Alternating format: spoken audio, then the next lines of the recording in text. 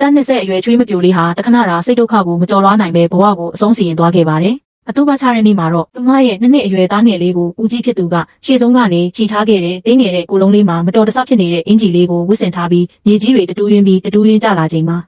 ခွဲခွာခြင်းဆိုတာကိုနားမလည်သေးတဲ့ကလေးငယ်လေးဟာတင်းချိုင်းရှိကမြက်ခင်းပေါ်မှာလိမ္မာစွာမှောက်နေရင်ဘာမှမသိတဲ့မျက်လုံးလေးတွေနဲ့သူ့မိမိရဲ့အကောင်းကြီးမြေကြီးတွေအောက်တဖြည်းဖြည်းပျောက်ကွယ်သွားတာကိုကြည့်နေရှာတယ်။ရွာသူရွာသားတွေကတော့တပ်ပြင်းချရင်လူစုခွဲသွားကြပြီးဒီလောက်ငယ်ရွယ်တဲ့ကောင်မလေးနှမျောစရာကောင်းလိုက်တာကောင်းကောင်းမွန်မွန်နေလို့ရရဲ့နဲ့ဘာလို့များအတွေးချော်သွားရတာလဲလို့ရေရွတ်နေကြတယ်ဒါပေမဲ့ဘယ်သူမှမသိခဲ့ကြပါဘူး။ဒါဟာတာမန်ကိုအဆုံးစီရင်မှုတစ်ခုမဟုတ်ခဲ့ဘူးဆိုတာကိုပေါ့ကလေးရဲ့ဖခင်လင်းရှမ်းကတော့တင်းချိုင်းကုန်းမှာမလုံးမရှက်ထိုင်နေခဲ့တယ်မိမဖြစ်သူဆုံးပါသွားတဲ့ဒီ3ရက်လုံးသူဘာမှမစားဘာမှမတောက်ပဲမျက်လုံးတွေညီရဲနေတဲ့အထိယူကျုံမရဖြစ်နေခဲ့တယ်သဘောထားနုညံ့တဲ့သူ့မိမကဒီလိုငယ်ရွယ်သေးတဲ့သားလေးကိုအကြောင်းမဲ့တက်ထားရစ်ခဲ့မယ်ဆိုတာကိုသူလုံးဝမယုံကြည်နိုင်ခဲ့ဘူးသူဟာဟာလာဟင်းလင်းဖြစ်နေတဲ့အိမ်ကိုမပြန်ပဲရွာနောက်ဘက်ကရေရင်းဟောင်းစီကိုတန်းတန်းမတ်သွားခဲ့တယ်သူ့မိမတက်ရှိထင်ရှားရှိစဉ်ကညာတိုင်းသားငယ်လေးကိုခေါ်ပြီးဒီရေရင်းနားလာနေကြလေသူကအိတ်ကက်ထဲကတပုံလေးသောမိသားစုဓာတ်ပုံလေးကိုထုတ်ယူလိုက်တယ်သူဟာကျန်းတန်းနေတဲ့သူ့အင်ဂျီလက်နဲ့ဓာတ်ပုံပေါ်ကဖုန်တွေကိုအထက်အခါတုံနေမိတယ်အဲ့ဒီအချိန်မှာတယောက်တည်းနေထိုင်တဲ့အိမ်ကြီးချင်းအဖွားချမ်းဖြတ်သွားရင်လင်းရှမ်းကိုမြင်တော့ခြေလမ်းတွေရက်တန့်သွားတယ်အဖွားချမ်းကတပ်ပြင်းတစ်ချက်ချပြီးလင်းရှမ်းအဖွားစကားလုံးနဲ့ပဲဆိုမိမရဲ့တေဆုံးမှုကမယိုးရှင်းမှုကွာလို့ပြောလိုက်တယ်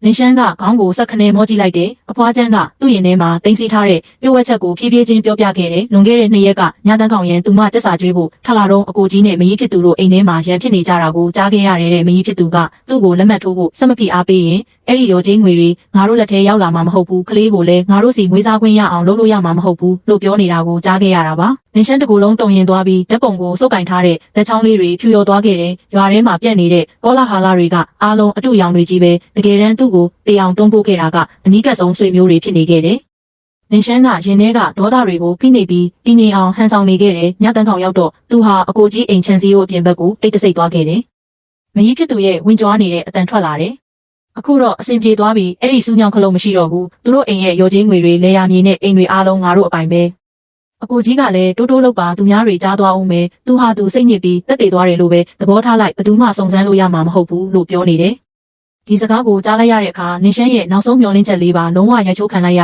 ယ်မိုးလင်းလာတဲ့အခါသူ့မိမတက်ရှိထင်ရှားရှိစဉ်ကပြောခဲ့တဲ့ကုတင်အောက်မှာပစ္စည်းတစ်ခုဖွက်ထားတယ်မဖြစ်မနေအခြေအနေမရောက်မချင်းလုံးဝမယူရဘူးဆိုတဲ့စကားကိုသူသတိရသွားတယ်ကတင်ပြင်ပြားကိုခွာကြည့်လိုက်တော့အထဲမှာဟောင်းနှွမ်းနေတဲ့မက်ဆုစာအုပ်လေးတစ်အုပ်နဲ့အတန်ဖန်းခွေလေးတစ်ခုကိုတွေ့လိုက်ရတယ်။အတန်ဖန်းခွေထဲမှာအကိုကြီးနဲ့မကြီးဖြစ်သူတို့ရဲ့မြေသိမ်းရော်ကြီးငွေတွေကိုပေးအပ်ဖို့နဲ့ကလေးကိုသူတို့စီမွေးစားဖို့အတင်းဖိအားပေးချင်းချောက်နေတဲ့အတန်တွေပြည့်ပါပဲ။မက်ဆုစာအုပ်ရဲ့နောက်ဆုံးစာမျက်နှာမှာတော့ကျမဆင်းရဲတာကိုမကြောက်ဘူးပင်ပန်းတာကိုမကြောက်ဘူးကျမကြောက်တာကနောက်တစ်ချိန်ကျမသားလေးကိုလူရုပ်မာတွေကချဲ့လဲပြီးသူ့ရဲ့အရင်းနှီးဆုံးမိဘတွေကိုမိသွားမှာကိုပဲကြောက်တဲ့အိမ်နောက်ပေးကရှားပင်အိုကြီးရဲ့အမြင့်အောက်မှာကျမရဲ့နောက်ဆုံးမျှော်လင့်ချက်ကိုမြုပ်နှံထားတယ်ဒါကိုမြင်တော့လင်းရှမ်းဟာဆက်ပြီးမတောင်းခံနိုင်တော့ပဲအတန်ထွက်အောင်ရှိုက်ကြီးတင်ငငိုကြွေးမိပါတော့တယ်သူ့မိမဟာတက်တီနေပြီးစိတ်တူတောင်းသွားတာမဟုတ်ပဲထွက်ပေါက်ပိတ်သွားပြီးသားလေးရဲ့နောက်ဆုံးရှင်တန်ခွင့်ကိုကာကွယ်ဖို့သူမရဲ့အသက်နဲ့ရင်းခဲ့ရတာပ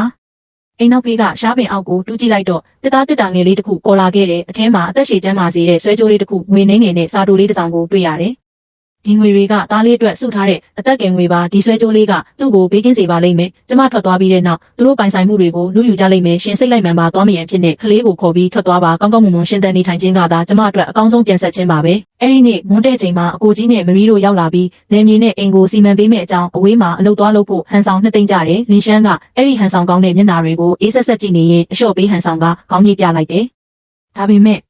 လင်းရှမ်းဟာခရီးထွက်သွားဟန်ဆောင်ပြီးနောက်ရွာကော်မတီရုံးကိုတိတ်တဆိတ်သွားခဲ့တဲ့အတန်ဖန်းခွေနဲ့မက်ဆုစာအုပ်သက်တွေတွေကိုထုတ်ပြပြီးသူတို့ရဲ့လုပ်ရက်တွေကိုလူပုံအလဲမှာဖော်ထုတ်လိုက်တဲ့တရွာလုံးအုပ်အော်တောင်းတင်းဖြစ်သွားကြပြီးအရင်ကအထင်လွဲခဲ့ကြတဲ့ရွာသားတွေအားလုံးအကြီးအကျယ်ရှက်ရွံ့သွားခဲ့ကြတဲ့ရွာလူကြီးတွေကလင်းရှမ်းအိမ်ရဲ့ပိုင်ဆိုင်မှုစီမံခွင့်အားလုံးကိုအကိုကြီးတို့စီကနေပြန်လည်ရုပ်သိမ်းခဲ့ပြီးပြင်းပြင်းထန်ထန်သတိပေးလိုက်တယ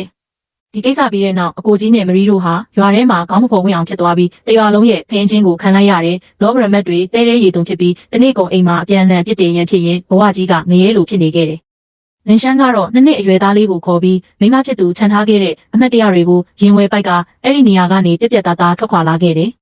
သူဟာကလေးကိုခေါ်ပြီးနေရာအနှံ့ရုန်းကန်လှုပ်ရှားရင်းဒုက္ခမျိုးစုံကြုံခဲ့ရတယ်စောက်လို့ရေးဆိုင်မှာအုပ်တယ်တယ်ကုန်ပို့တယ်လမ်းဘေးစီးရောက်နေငွေရနိုင်မဲ့အလုံးမှန်သမျှသူအကုန်လုပ်ခဲ့တယ်ဘလောက်ပဲပင်ပန်းဆင်းရဲပါစေကလေးကိုတော့တစ်စက်ကလေးမှအထီးကိုက်မခံခဲ့ဘူးကလေးကိုအမုန်းတရားတွေအကြောင်းဘယ်တော့မှမပြောပြခဲ့ပဲသဘောထားပြေဝဖို့ဖြောင့်မတ်မှန်ကန်ဖို့ကိုသာတုံတင်ပေးခဲ့တယ် နှစ်အနေငယ်ကြာလာတဲ့အခါသူ့လက်ထဲမှာခိုင်မာတဲ့စုဆောင်းငွေတွေရှိလာပြီးတခြားမြို့မှာကျယ်ဝန်းတဲ့အိမ်တစ်လုံးငှားကကလေးကိုလည်းကြောင်းထားပေးနိုင်ခဲ့တယ်။ကလေးရဲ့လေဘင်းကဆွဲကြိုးလေးကလည်းငငယ်ကလေးကတခါမှမချွတ်ခဲ့ပဲတန်ရှင်းတောက်ပတ်လို့နေပါတယ်။နှစ်စဉ်နှစ်တိုင်းလင်ရှမ်းဟာကလေးကိုခေါ်ပြီးရွာကိုပြန်လာတတ်တဲ့တင်ချိုင်းရှိမှာပဲသူ့မိန်းမနဲ့အတူခဏတာတိတ်ဆိတ်စွာအဖော်ပြုတ်ပေးရင်တဖြည်းဖြည်းကြီးပြင်းလာတဲ့သားလေးကိုကြည့်ကသူ့ရဲ့ဒုက္ခဆင်းရဲတွေအားလုံးလွင့်ပါးပြောက်ကွယ်သွားခဲ့တယ်။အကိုကြီးနဲ့မရီတို့ဘက်ကိုပြန်ကြည့်မယ်ဆိုရင်တော့လောဘအကြီးမကောင်းမှုလုပ်ခဲ့တဲ့အတွက်နောက်ဆုံးမှာစိုးကျိုးကိုပဲခံစားခဲ့ရတယ်။သားသမီးတွေကလည်းယွန်းရှာပြီးစွန့်ပစ်သွားကြတဲ့အတွက်ဘဝရဲ့နောက်ဆုံးချိန်တွေမှာသူတို့ဟာယောဂဝေဒနာတွေဆွဲကပ်နေခြင်းပြုစုပေးမဲ့သူမရှိဘဲအထီးကျန်ဆင်းရဲစွာဖြတ်တန်းခဲ့ရတယ်။လောကမှာအတိအကျဆုံးသောအကြောင်းကျိုးကံကြမ္မာဆိုတာကောင်းကင်ဘုံကအဖြစ်ပေးတာမဟုတ်ပဲလူသားတွေရဲ့ပင်ကိုယ်စိတ်ထားကနေလာတာပါ။သဘောထားပြေးဝတဲ့လူကောင်းတွေဟာမျက်နှာဆုံးရှုံးပြီးအနာတရားဖြစ်ခဲ့ရရင်တော့နေအောင်ကြည်စီမျက်နှာမူသလိုရှင်သန်နိုင်ပြီးနောက်ဆုံးမှာဒုက္ခကုန်ဆုံးကဒုက္ခကိုခံစားရမှာပါ။ရုံမာတဲ့သူတွေကတော့တခဏတာအကျိုးမြတ်ရလိုက်ပေမဲ့လည်းနောက်ဆုံးမှာကိုယ့်ရဲ့လောဘနဲ့မကောင်းတဲ့စိတ်ဓာတ်တွေကြောင့်ကိုရမယ့်ကံကောင်းခြင်းတွေအားလုံးကိုကုန်ခန်းစေပါလိမ့်မယ်။စိတ်သဘောထားကောင်းမွန်ခြင်းကိုမစွန့်လွတ်ပဲမတရားတဲ့ဥစ္စာကိုမမှတ်မောပဲကိုယ့်ရဲ့ပင်ကိုယ်စိတ်ရင်းကိုထိမ့်သိမ်းပြီးဖြောင်းဖြောင်းမတ်မတ်မှန်မှန်ကန်ကန်နေထိုင်ခြင်းဟာတာမန်လူတယောက်အတွက်အကောင်းဆုံးသောဘဝပါပဲ။